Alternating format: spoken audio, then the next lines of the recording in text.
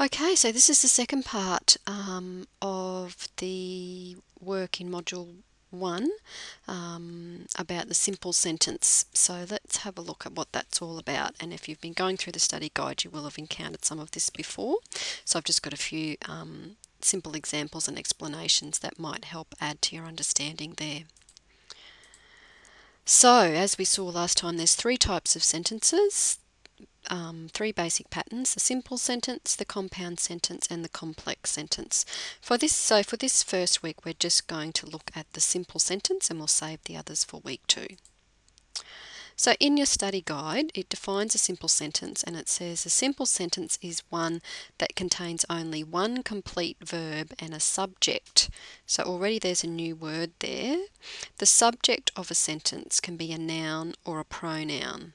So we have to have a subject, a noun or a pronoun, and a verb. So if you have a look at the example there, this is a very simple sentence. Subject plus a verb. So we need a noun or a pronoun, Wendy, and a verb, something that's happening or happened.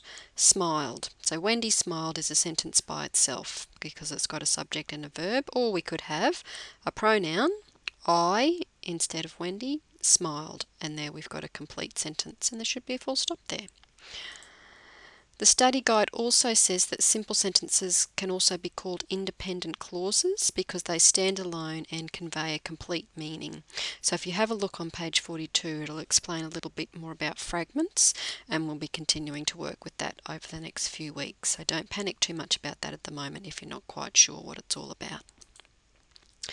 So, simple sentences can also have, apart from their subject and their verb, an object, which is another noun or pronoun, an adjective or an attribute, as we looked at in the previous video, an adverb, or what's called a circumstance. So those things are optional, but the verb is not. We must have a verb in our sentences. So here's a simple sentence. Wendy wore green sneakers today. So if we start to pull that apart, the first thing we might want to look for is the verb. So you ask yourself, what is the doing word? What kind of process is happening in this sentence?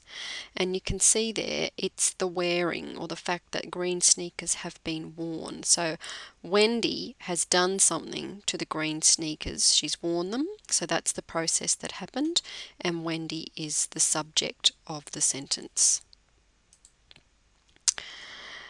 Nouns and pronouns can also be the subjects and the objects. So the subject is doing the process, and as we saw, that's Wendy. The object of the sentence will be being done to. So that's explained on page 39. So it could just be a noun, or it could be a group of words, a noun kind of group. So you ask yourself, who is or what is being worn in that sentence, and the answer is the object is the green sneakers. So we've got one word left, and that's today. What's it doing in that sentence? So we can ask ourselves, what does today tell us? It tells us when Wendy wore the green sneakers. So that means that today is the adverb or the circumstance of that simple sentence. We might be wondering, are there any adjectives in the sentence? Yes, there are. Green describes the sneakers. It's an attribute of the sneakers.